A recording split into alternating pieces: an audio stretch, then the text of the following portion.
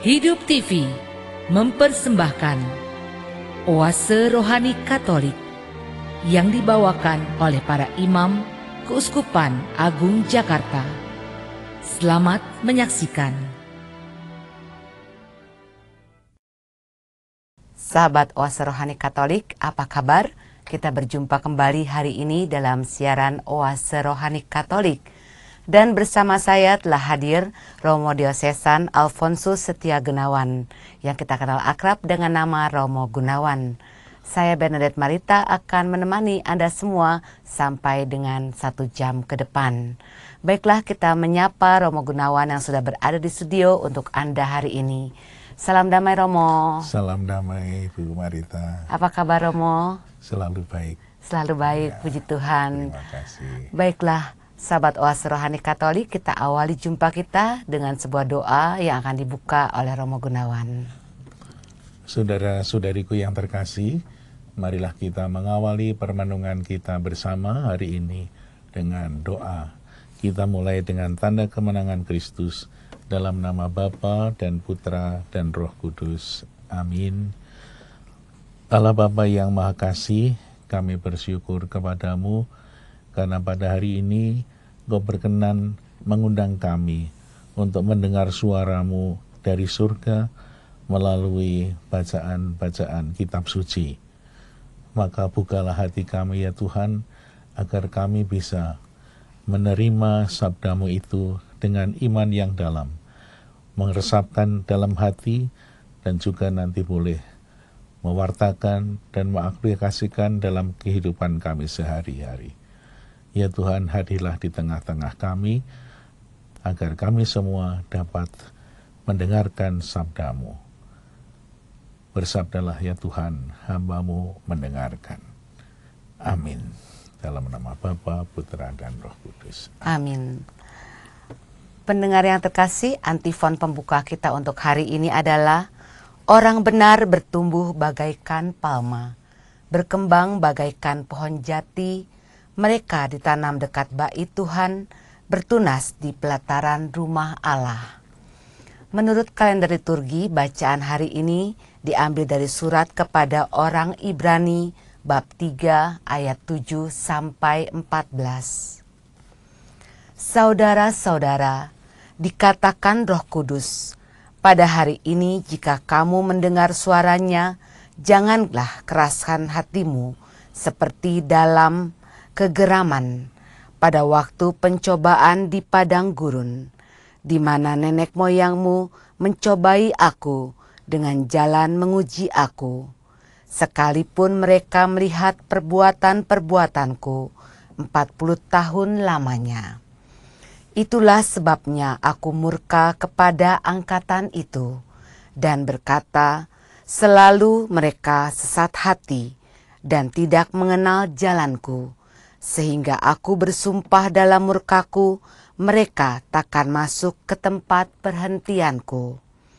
Waspadalah hai saudara-saudara, supaya di antara kamu jangan terdapat seorang yang hatinya jahat dan yang tidak percaya oleh karena ia murtad dari Allah yang hidup.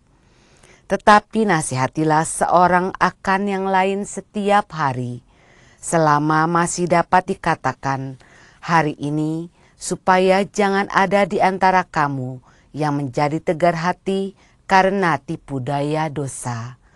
Karena kita telah beroleh bagian di dalam Kristus, asal saja kita tetap berpegang pada keyakinan iman kita yang semula sampai kepada akhirnya. Demikianlah sabda Tuhan. Syukur kepada Allah. Baiklah sahabat Oase Rohani Katolik yang terkasih, marilah kita tanggapi sabda Tuhan dengan Mazmur tanggapan. Hari ini dengarkanlah suara Tuhan, janganlah kalian bertegar hati. Hari ini dengarkanlah suara Tuhan, janganlah kalian bertegar hati. Masuklah, mari kita sujud menyembah, berlutut di hadapan Tuhan yang menjadikan kita, sebab Dialah Allah kita, kita ini umat gembalaannya, serta kawanan dombanya. Hari ini dengarkanlah suara Tuhan, janganlah kalian bertegar hati. Pada hari ini, kalau kamu mendengar suaranya, janganlah bertegar hati seperti di Meriba, seperti waktu berada di masa di padang gurun, ketika nenek moyangmu mencobai dan menguji aku, padahal mereka melihat perbuatanku. Hari ini dengarkanlah suara Tuhan, janganlah kalian bertegar hati. 40 tahun lamanya aku muak terhadap angkatan itu. Maka aku berkata, mereka ini bangsa yang sesat hati. Mereka tidak mengenal jalanku. Sebab itu aku bersumpah dalam murkaku, mereka takkan masuk ke tempat istirahatku. Hari ini dengarkanlah suara Tuhan, janganlah kalian bertegar hati. Sahabat Oase Rohani Katolik, sekarang marilah kita simak Injil Yesus Kristus menurut Markus bab 1 ayat 40 sampai 45 yang akan disampaikan oleh Romo Gunawan untuk kita semua. Sekali peristiwa, seorang sakit kusta datang kepada Yesus. Sambil berlutut di hadapan Yesus, ia mohon bantuannya, katanya, "Kalau engkau mau, engkau dapat mentahirkan aku." Maka tergeraklah hati Yesus oleh belas kasihan, lalu ia mengulurkan tangannya, menjamah orang itu dan berkata kepadanya, "Aku mau, jadilah engkau tahir." Seketika itu juga lenyaplah penyakit kusta itu, dan ia menjadi tahir. Segera Yesus menyuruh orang itu pergi dengan peringatan keras, katanya, "Ingatlah, janganlah engkau memberitahukan hal ini kepada siapapun. Tetapi pergilah, perlihatkanlah dirimu kepada imam, dan persembahkanlah untuk pentahiranmu persembahan yang diperintahkan oleh Musa sebagai bukti bagi mereka."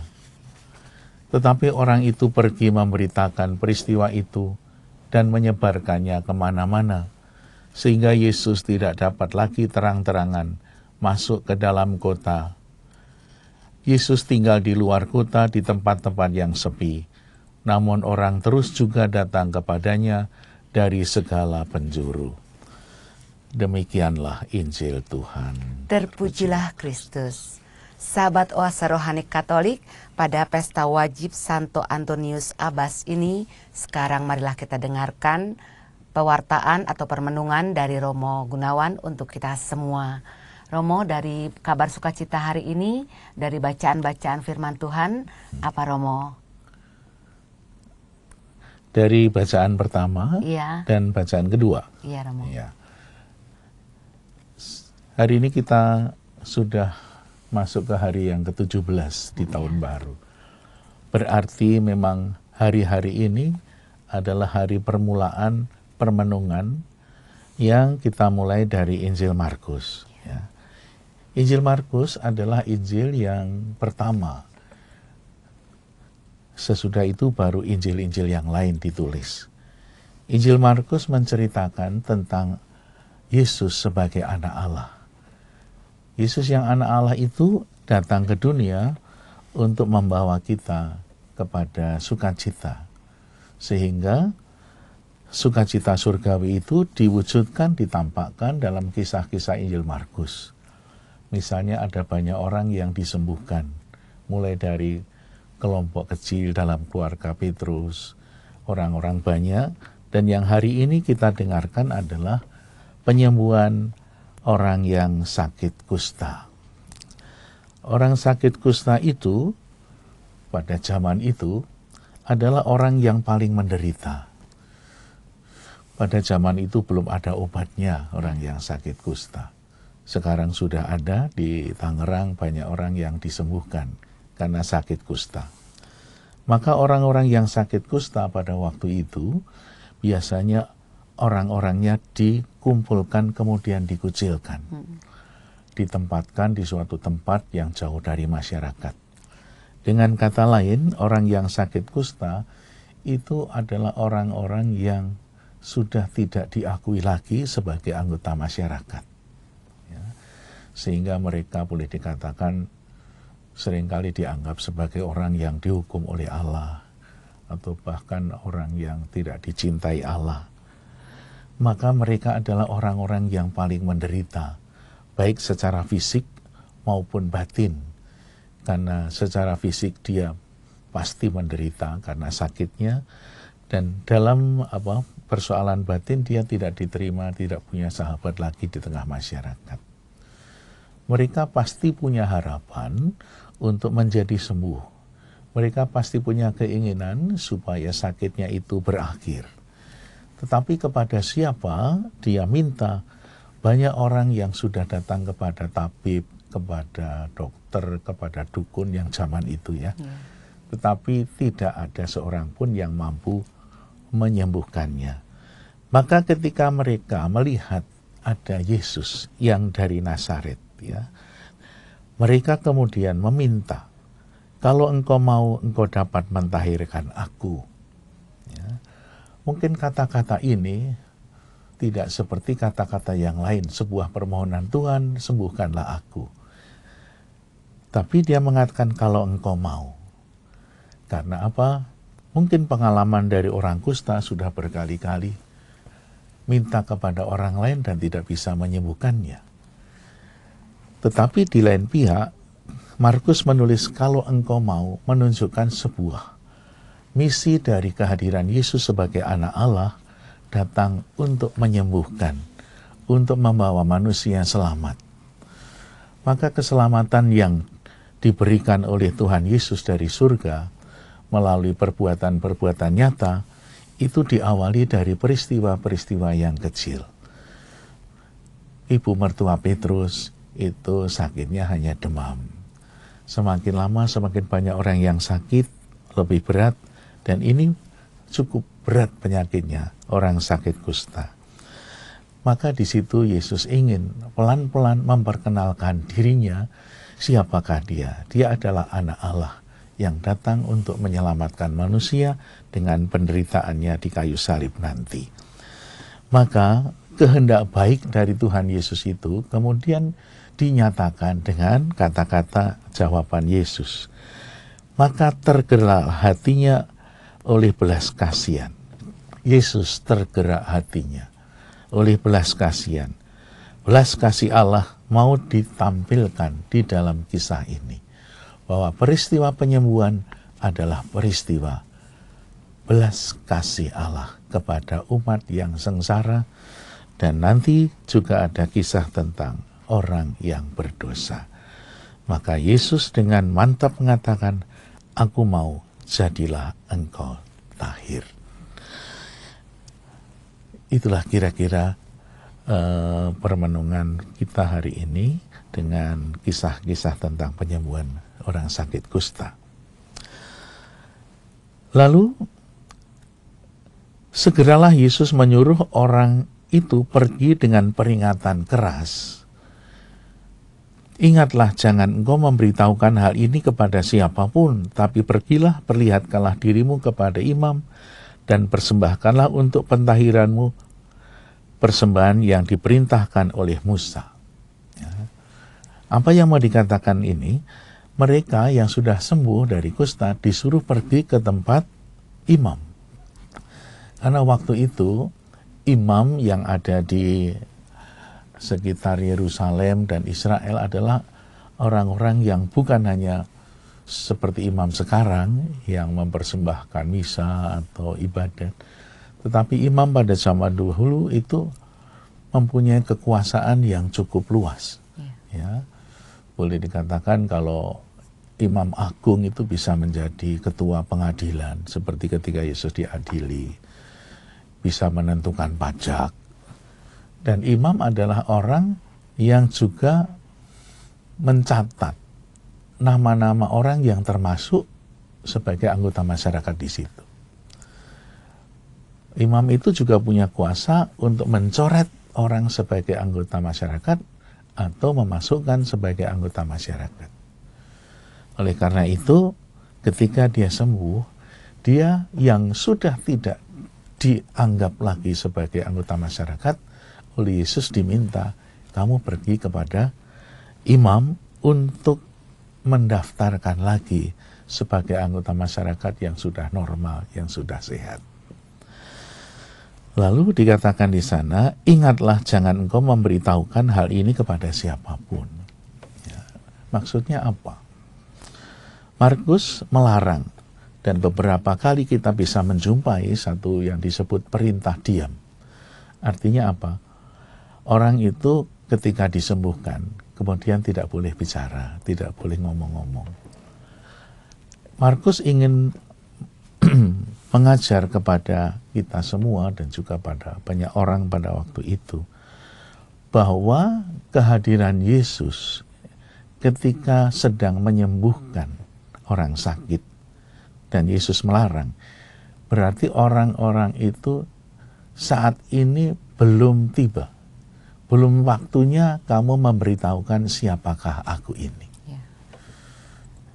Karena kalau orang kemudian cerita, saya tadi disembuhkan oleh Yesus loh, dengan satu kata, mungkin persepsi orang akan keliru. Oh, ada dukun di sana, ada dokter di sana. Maka Yesus memerintahkan diam, karena belum saatnya kamu memberitahukan siapakah aku. Nanti akan tiba saatnya ketika Yesus sudah wafat dan bangkit dari kematian, Yesus memerintahkan, pergilah, wartakanlah Injil. Maka perintah untuk mewartakan Injil, mewartakan siapakah Yesus itu, bukan sekarang, tapi nanti. Oleh karena itu, kalau sekarang diberitakan kepada masyarakat, pasti nanti keliru siapakah Yesus itu. Nah, kalau kita kaitkan dengan perjanjian lama, ya, orang-orang pada waktu itu sering menyangka pada zaman perjanjian lama, kalau orang sakit, apalagi sakitnya parah, itu pasti dihukum oleh Tuhan. Dan itu nanti akan diperbaharui pandangan itu di dalam perjanjian baru. Bukan karena salah orang itu, bukan karena dosa orang tua, tapi karena Allah akan hadir dalam kemuliaannya dan akan menampakkan kemuliaannya ketika Yesus menyembuhkan orang sakit. Dalam perjanjian lama tadi dikutip oleh surat kepada umat Ibrani. Surat umat Ibrani itu perjanjian baru, tetapi kisahnya mengutip perjanjian lama. Pengalaman dari orang-orang Ibrani pada waktu itu, ketika Musa membawa umat Ibrani keluar dari tanah Mesir menuju ke tanah terjanji. Itu terjadi tahun 1200-an sebelum Masehi. Dan surat Ibrani ini baru ditulis 2000 tahun yang lalu. Maka pesan dari surat kepada umat Ibrani ini adalah untuk kita semua zaman sekarang ini masih tetap aktual. Waspadalah hai saudara-saudara, supaya di antara kamu jangan terdapat seorang yang hatinya jahat yang tidak percaya oleh karena ia murtad dari Allah yang hidup. Ini adalah pesan bagi kita di zaman sekarang ini pula, bahwa kita diajak untuk berhati-hati. Mengingat apa? Mengingat peristiwa-peristiwa yang masa lalu. Ketika orang Ibrani dibawa oleh Musa, yang notabene Allah ada di dalamnya, menuntun mereka yang sudah mengalami begitu banyak mukjizat, mereka yang sudah mengalami begitu banyak berkat, selama di Mesir, selama perjalanan, mereka sudah dibebaskan dari perbudakan. Ternyata mereka tidak tahu terima kasih. Ternyata mereka malah keras hatinya. Ternyata mereka mencobai Tuhan. Dengan misalnya saja dengan membuat Allah yang lain dalam sejarah itu. Misalnya membuat lembu emas. Bahkan dikatakan di sana, sekalipun mereka melihat perbuatan-perbuatanku yang baik 40 tahun lamanya. Ya, 40 tahun lamanya Tuhan telah memberikan dan memperlihatkan perbuatan yang baik kepada bangsanya. Tetapi orang-orang itu tetap tidak berterima kasih. Nah, maka peristiwa itu kemudian ditulis dalam surat kepada orang Ibrani supaya orang-orang pada saat itu dan juga kalau kita baca sekarang jangan sampai terjadi yang sama. Kita diajak untuk menghayati, untuk mengerti, dan untuk mengimani perbuatan-perbuatan Allah yang di dalam perjanjian baru itu telah mencapai puncaknya perbuatan itu di dalam diri Yesus Kristus. Dikatakan di sana, karena kita telah beroleh bagian dalam Kristus, asal saja kita teguh berpegang pada keyakinan iman kita yang semula sampai kepada akhirnya. Di sana dikatakan Kristus Sang Imam Agung telah melaksanakan atau menjadi perwujudan nyata puncak dari seluruh kehadiran Allah yang dulu sudah hadir menyertai umat Ibrani dari Mesir sampai ke tanah terjanji. Allah yang hadir pada zaman dahulu itu sekarang secara sempurna dan nyata hadir di dalam diri Kristus. Bahkan kasih Allah yang dulu sudah terjadi, dialami oleh umat Allah perjanjian lama, zaman Musa selama 40 tahun, sekarang ini hadir di dalam diri Yesus. Salah satu buktinya kehadiran yang menyelamatkan adalah ketika orang kusta tadi disembuhkan. Itu adalah karya cinta kasih Allah yang nyata di dalam hidup manusia. Nah, untuk pesan zaman sekarang ini, kita diajak, pasti kita sebagai orang yang beriman, selama hidup kita pernah mengalami kebaikan-kebaikan Allah. Kebaikan Allah entah ketika kita dilahirkan, entah kita ketika disembuhkan dari sakit, dihindarkan dari kecelakaan, dan lain sebagainya. Dalam iman kita menghayati bahwa peristiwa itu adalah peristiwa keselamatan yang dianugerahkan Tuhan kepada kita semua.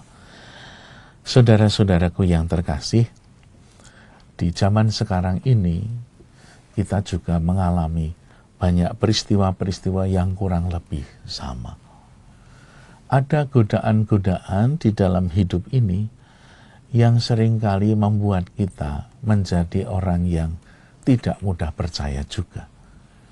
Kadang-kadang ada orang yang menghayati atau mungkin merasakan ketika dia sakit berat, bertanya, saya ini sudah berbuat baik kepada gereja.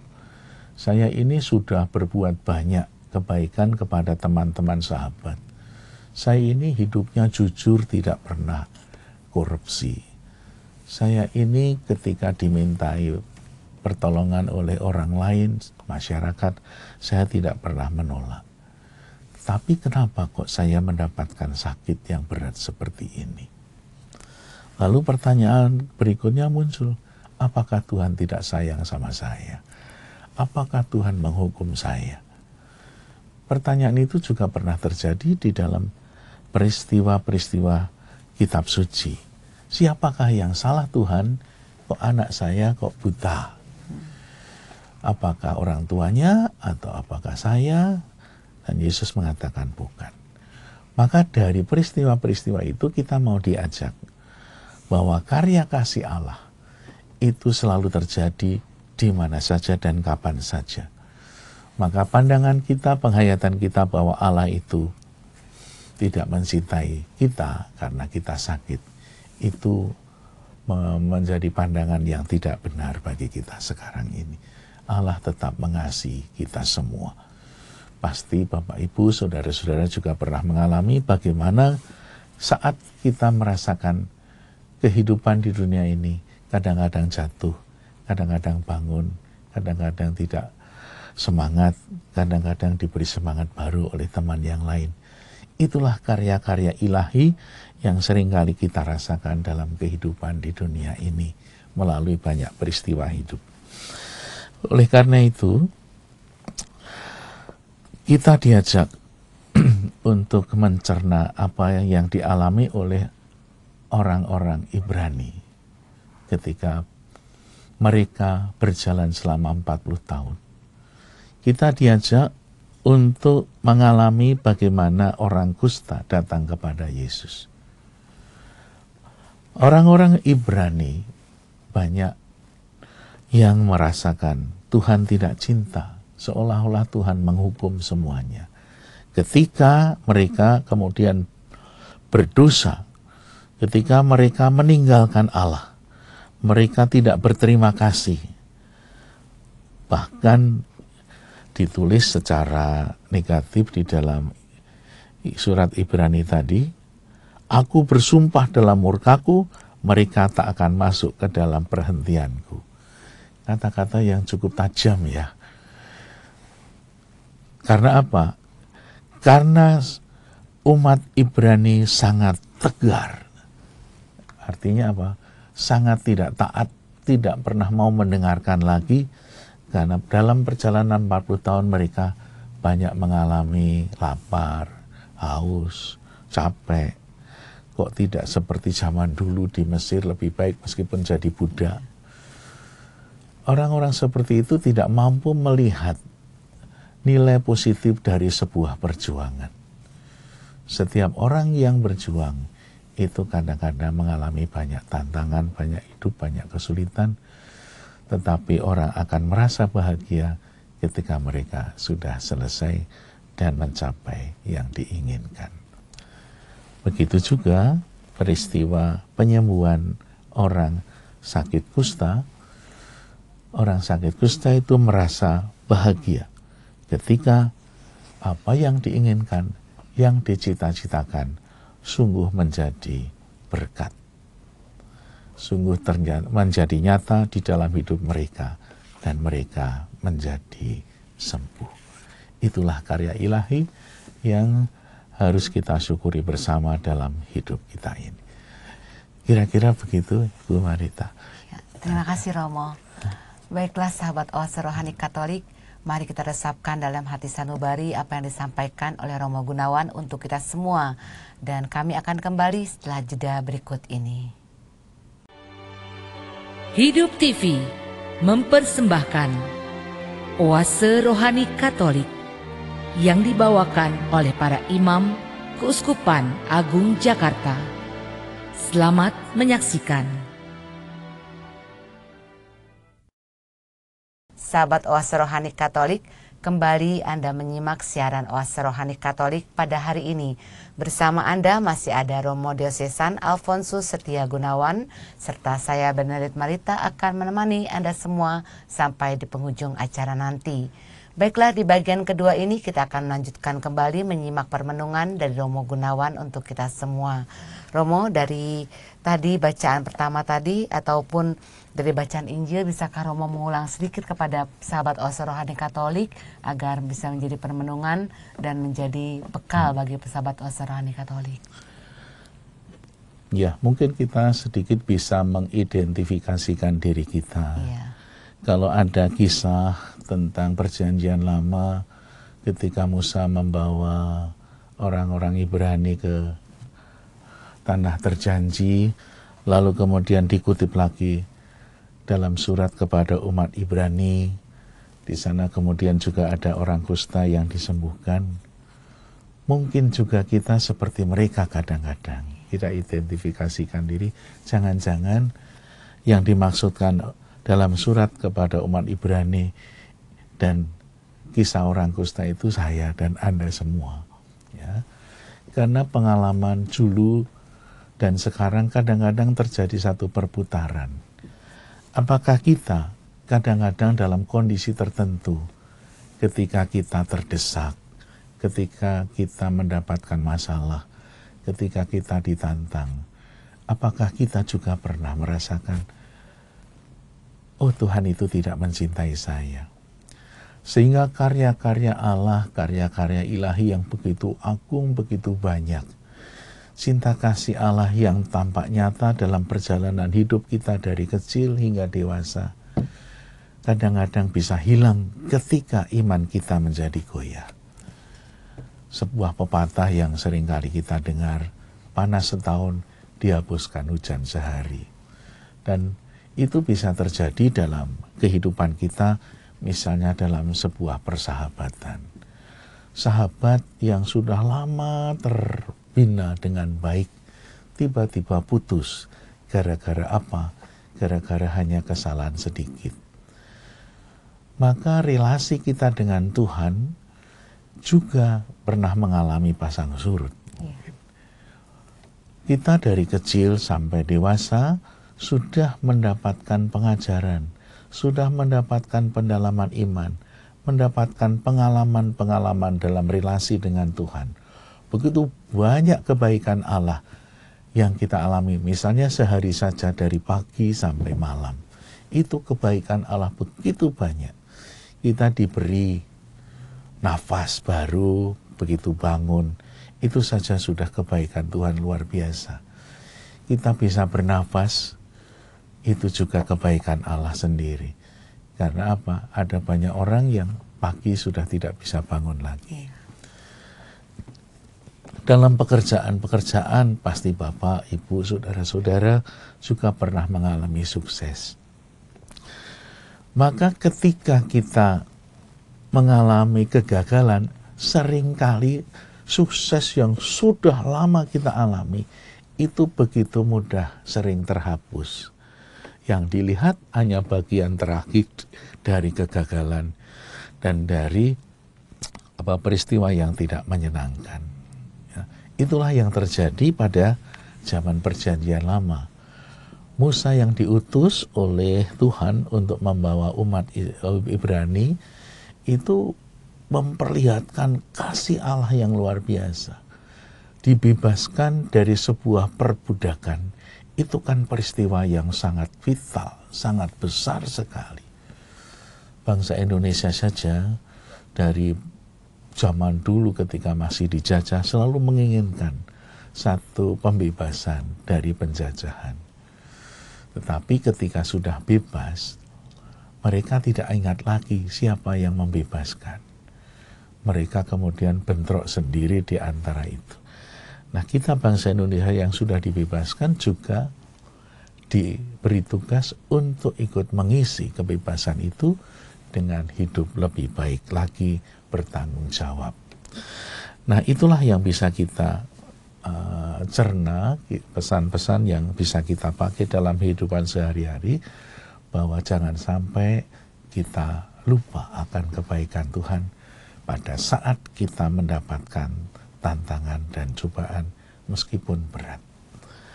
Nah, orang sakit kusta tadi juga menjadi satu peristiwa kasih Allah yang tampak di dalam diri orang sakit kusta.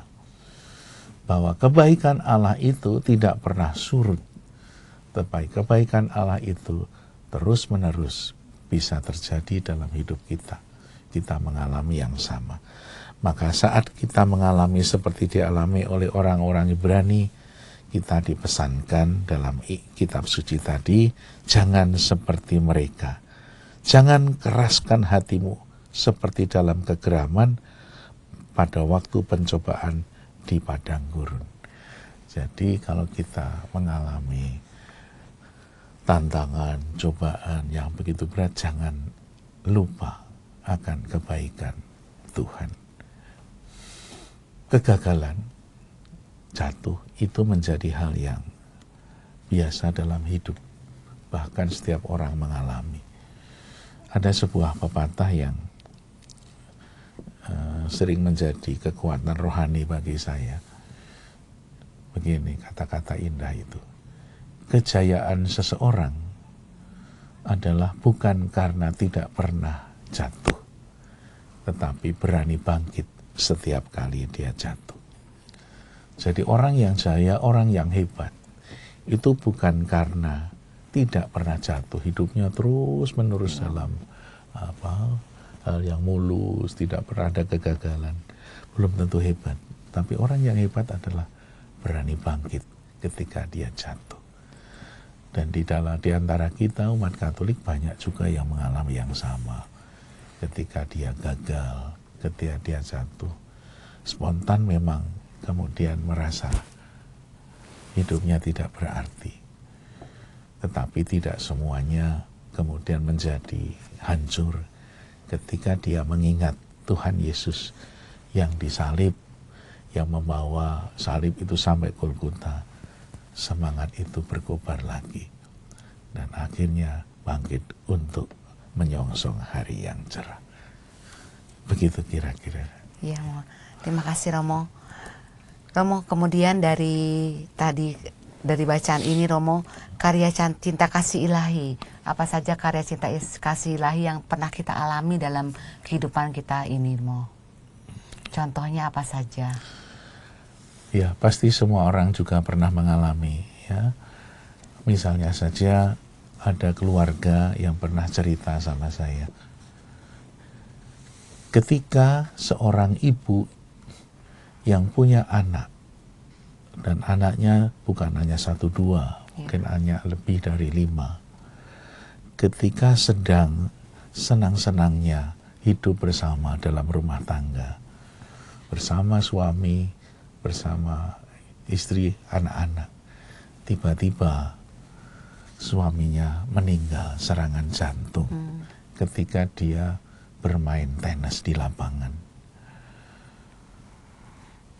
Padahal anaknya yang banyak itu belum ada satupun yang bekerja. Pada saat itu, ibu harus menghidupi anak dan terjadi syok berat dalam keluarga itu. Seolah-olah di depan mata gelap semuanya. Gelap semuanya dan tidak ada harapan lagi. Satu-satunya yang mencari nafkah adalah suaminya. Maka ibu itu bersama anak-anaknya boleh dikatakan hampir putus asa. Kata-katanya kadang-kadang mengerikan kalau mendengar. Lebih baik saya mati, mau bunuh diri, dan lain-lain sebagainya. Pada saat-saat seperti itulah dibutuhkan seorang sahabat. Dan rupa-rupanya persahabatan di dalam lingkungan, dalam gereja, dalam masyarakat itu menjadi penting. Ketika kita semua berada di dalam keterpurukan, tantangan, cobaan, lalu sahabat itulah yang bisa mendampingi dan membesarkan hati. Ya. Akhirnya ibu itu setelah beberapa hari melewati hari-hari yang gelap, dia mendapatkan lagi semangat baru berkat persaudaraan dan nasihat dari teman-temannya. Itu diceritakan oleh seorang ibu ketika saya diundang untuk misa 25 tahun meninggalnya suami. Jadi suaminya itu pesta perak di surga. 25 tahun. Ketika merayakan 25 tahun ulang tahun suaminya di surga, ibu bercerita dan sharing di depan umat.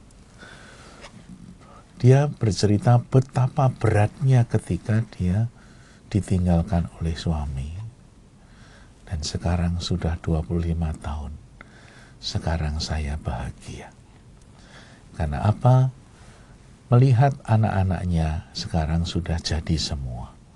Dan ibu itu merasa bangga. Meskipun suaminya tidak ada bersama mereka, tapi dia yakin suaminya di surga mendoakan keluarga, dan ibu itu bisa bangkit pelan-pelan dengan tertatih-tatih, dengan semangat yang luar biasa. Setiap hari mereka berdoa bersama dengan keluarga sejak saat dipanggil, suaminya dipanggil. Itulah kekuatan terbesar, kekuatan doa kekuatan yang luar biasa dari surga terjadi di dalam rumah tangga ketika mereka saling berpelukan dalam doa. Doa menjadi kekuatan besar, karena dalam doa itu mereka kadang-kadang merenungkan peristiwa-peristiwa Yesus yang memanggul salib berat, tapi Yesus tetap setia. Itu salah satu dari sekian banyak cerita. Ada kisah-kisah lain juga yang mungkin bisa menjadi permenungan. Selama saya jadi Romo, itu banyak konsultasi keluarga kadang-kadang ya. Di paroki, beberapa paroki, kadang-kadang masalahnya ringan, kadang-kadang masalahnya sangat berat. Ada yang bisa disembuhkan, ada yang kadang-kadang memang tidak mudah disembuhkan. Saya kadang-kadang hanya bertanya kepada para keluarga suami istri yang sedang goncang, apakah Anda selama menjadi suami istri pernah berdoa bersama?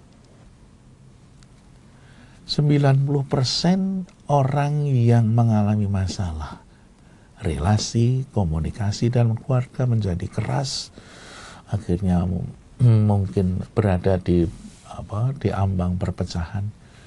Mereka mengatakan, kami tidak pernah berdoa bersama. Dari situ kita bisa melihat dua kisah yang berbeda. Yang satu berat juga ya masalahnya, tetapi bisa diselesaikan dalam doa. Mereka yakin, mereka punya iman, pengharapan, dan kasih. Iman itu membuat segala sesuatu menjadi mungkin. Kalau kamu punya iman sebesar biji sawi, kamu akan bisa memindahkan gunung. Dalam arti apa memindahkan gunung? Ibu yang berat sekali tadi, karena imannya dia bisa memindahkan gunung yang berat yang menimpa keluarga itu menjadi cahaya yang indah. Sehingga keluarga menjadi baik lagi, bahagia. Setelah 25 tahun, ibunya sudah tenang-tenang pensiun di rumahnya, tinggal tiap hari menerima kiriman uang dari anaknya. Itu diselesaikan karena iman. Pengharapan membuat segala sesuatu akan berhasil. Kalau orang tidak pernah punya pengharapan, ya tidak pernah berhasil apapun.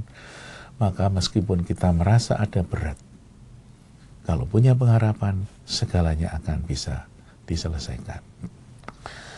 Kasih membuat segala sesuatu menjadi mudah. Ya.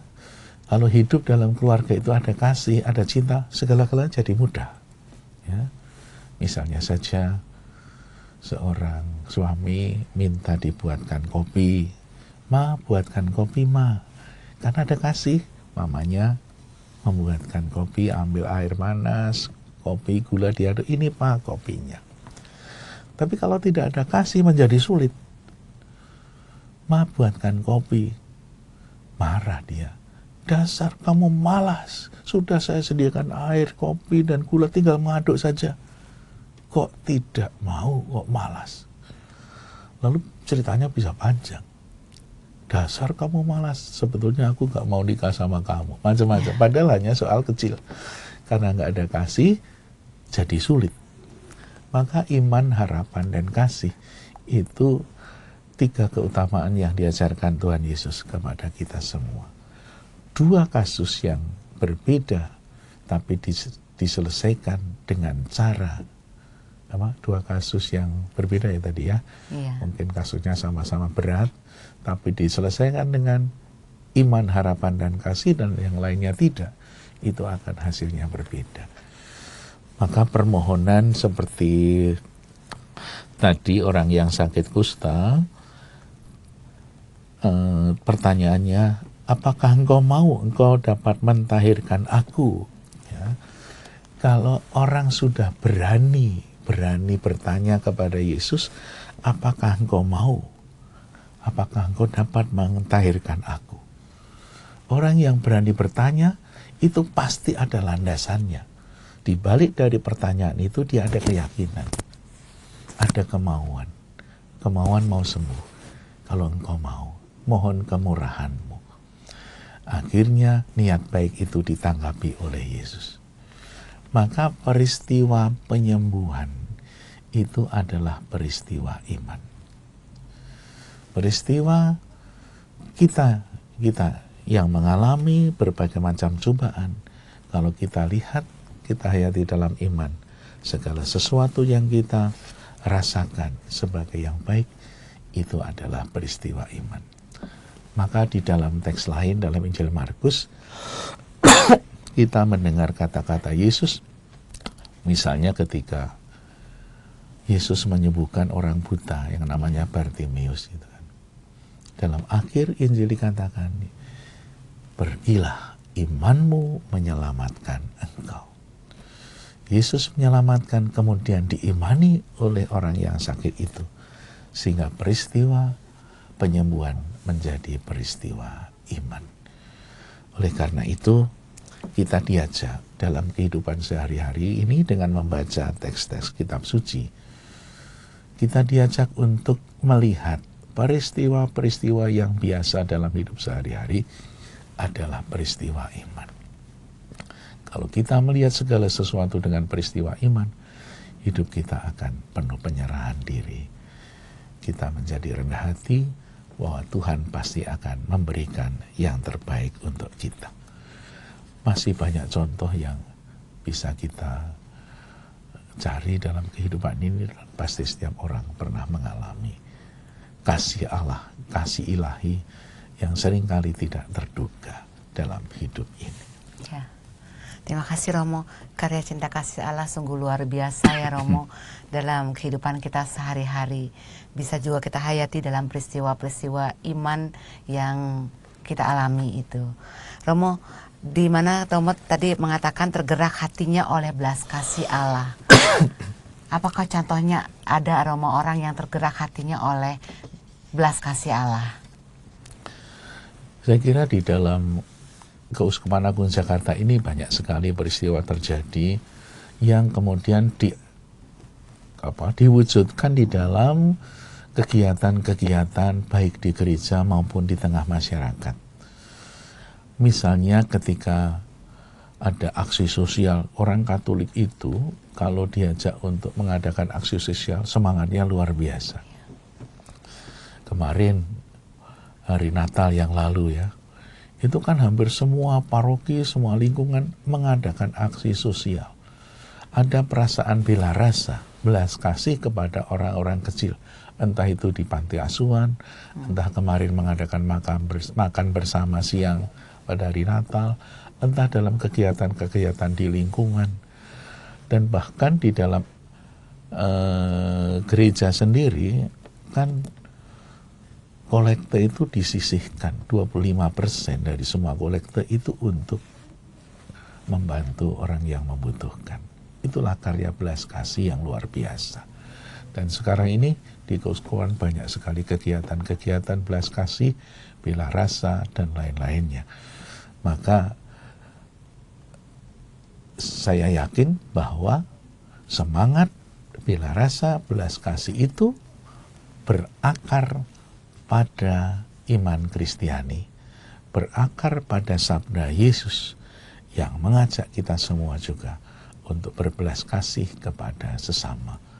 Seperti Paulus mengajarkan kepada kita semua dalam suratnya kepada umat di Kolose bab 3 ayat 12 itu. Kamu yang dipilih oleh Allah, dikuduskan dan dicintai, kenakanlah belas kasih, kemurahan hati, kerendahan hati, lemah lembut, dan sabar. 5 keutamaan yang menjadi ajaran Paulus, yang intinya adalah ajaran Kristus sendiri. Maka orang Katolik melaksanakan karya belas kasih, tergerak hatinya. Banyak orang yang mau membantu orang sakit, banyak yang membantu untuk orang-orang kecil, mengumpulkan harta, uang untuk membantu orang kecil. Ada paroki yang membuat bedah rumah, gitu. Itu kan semua rahmat belas kasih, dan masih banyak lagi bisa kita lihat. Iya, Romo. Romo, tahun ini adalah kita berhikmat bangsa bermartabat. Ya. Apakah kaitannya antara kita berhikmat bangsa bermartabat dengan bacaan pada hari ini, Romo? Ya, itu adalah tema tahun 2019 ini ya. Kita diajak untuk mengamalkan Pancasila, khususnya sila yang keempat. Kita berhikmat dan bangsa bermartabat. Kita diajak untuk mencari hikmat, sebuah nilai terdalam dari ajaran Kristiani. Ya. Maka dari kisah-kisah misalnya tadi Injil Markus, ketika Yesus menyembuhkan orang yang sakit, di sana ada satu peristiwa relasi antara Allah dan manusia. Dan manusia diajak untuk melihat lebih dalam lagi karya belas kasih Allah kepada orang kecil. Ya. Orang kecil itu tidak disingkirkan. Orang sakit itu tidak dibuang. Orang yang mungkin di mata masyarakat itu kecil, tidak berarti, tapi itu diangkat. Dan pada umumnya di dalam ajaran kitab suci, Yesus selalu bersama-sama dengan orang yang kecil, orang-orang yang berdosa, orang-orang yang tersingkir. Itulah misi kehadiran Yesus. Dan kalau kita dalami sampai sedalam-dalamnya, perhatian dari orang yang punya status tinggi. Yesus kan statusnya tinggi, Allah sendiri, tetapi menjadi manusia dan bersama dengan orang kecil, itu adalah hikmat Allah sendiri. Maka menjadi pesan bagi kita di tahun ini, marilah kita berhikmat. Artinya apa?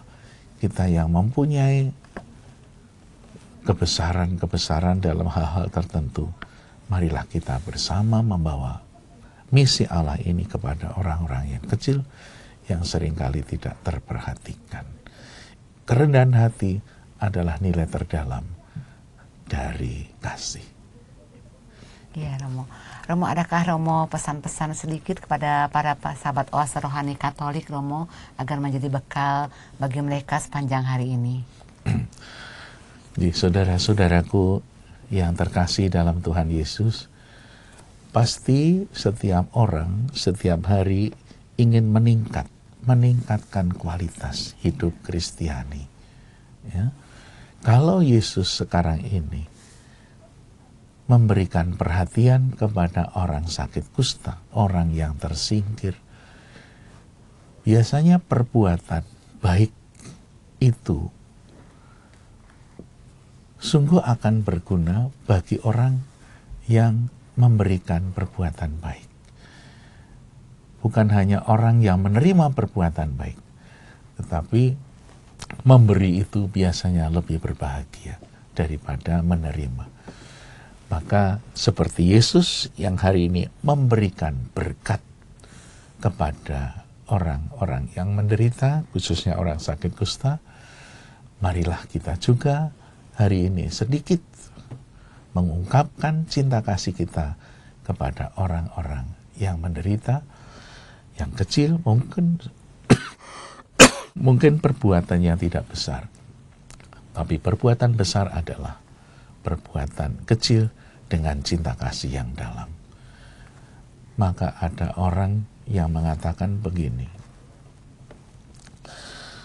orang besar adalah orang yang memberikan perhatian kepada orang kecil dengan sepenuh hati.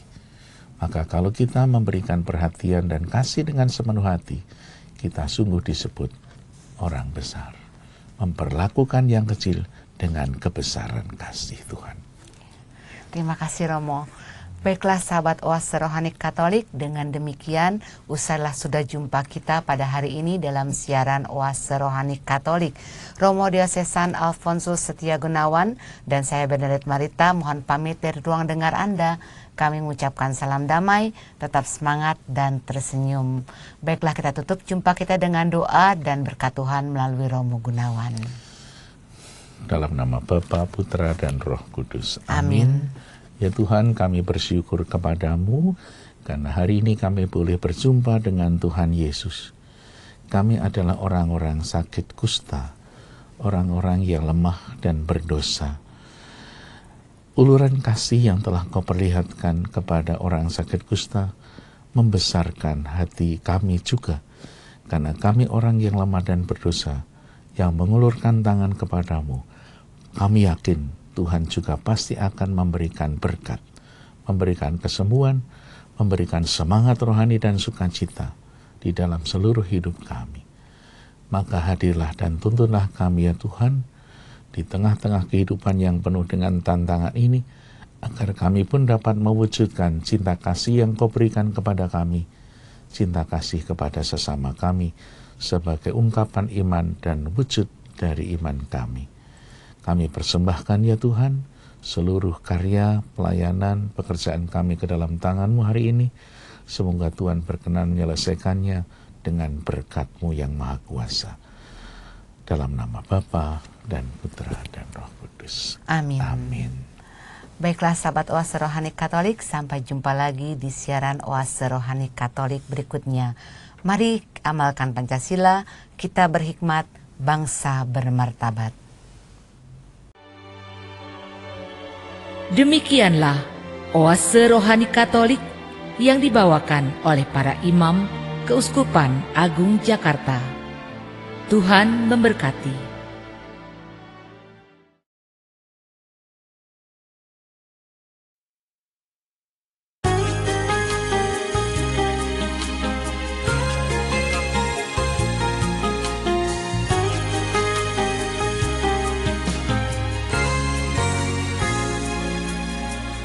Siapa yang menganggap hidupmu tak berarti, dia pasti tak kenal Tuhan. Sebab Tuhan yang membuat manusia berharga, biar tak punya apa-apa. Lihatlah bunga bakung pun dihiasinya, burung pipit dipeliharanya. Terlebih engkau manusia dikasihinya, walau bersyukur pun tak bisa.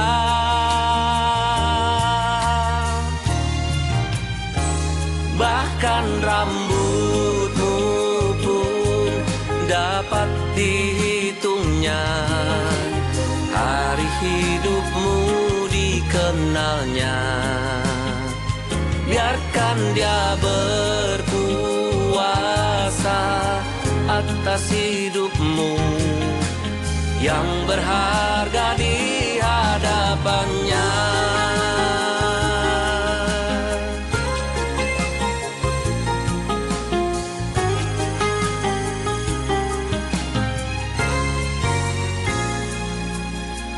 Hari hidup kita bagai bayang berlalu, bersamanya tak sia-sia. Bertahanlah sampai akhir yang bahagia, harapan akan selalu ada.